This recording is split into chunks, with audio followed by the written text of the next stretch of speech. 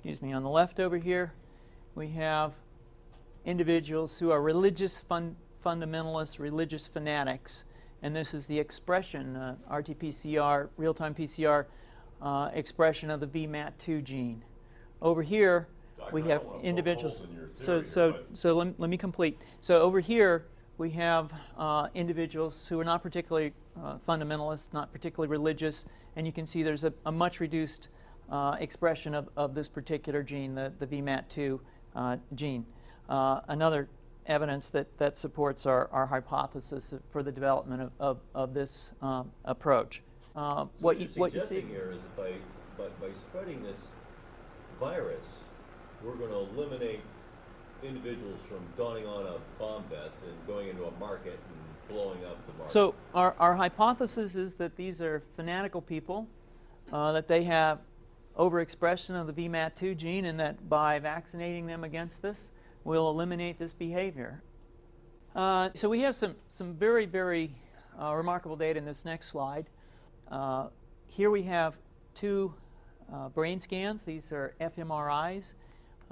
These are two different individuals with different levels of expression of VMAT2. On top is an individual who's a religious fanatic, an individual, and we've repeated this numerous times, that has high levels of VMAT2.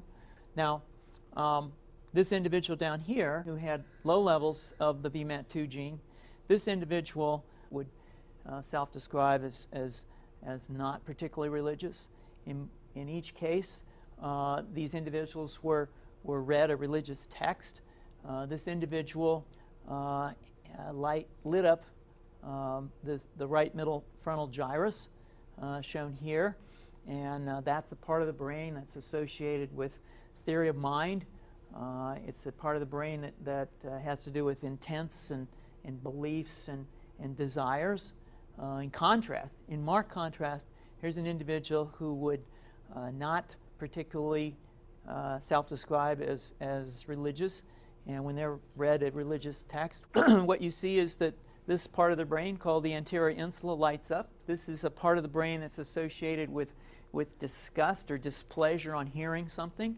So you're suggesting I take a CT scan with me when I'm evaluating people to determine whether I put a bullet in their head? So the data that I'm presenting here supports the concept that we're proposing, and I think that we would not propose to do CT scans or fMRIs on individuals out in the hinterlands of Afghanistan. The virus would immunize against this VMAT2 gene, and that would have the effect that you see here, which is it's essentially to turn a fanatic into a normal person. And we think that will have major effects in the Middle East. How would you suggest that this is going to be dispersed, the aerosol? Well, so the present plan and the tests that we've done so far have used respiratory viruses, such as flu or rhinoviruses, and we believe that that's a satisfactory way to get the exposure of the largest part of the population. Most of us, of course, have been exposed to both of those viruses, and we're quite confident that this will be a very successful approach. This is fascinating. What's the name of this proposal?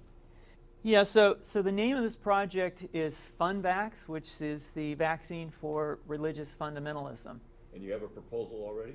The proposal has just been submitted, and I think that the data that I have shown you today would support the development of this project, and we think it has great promise.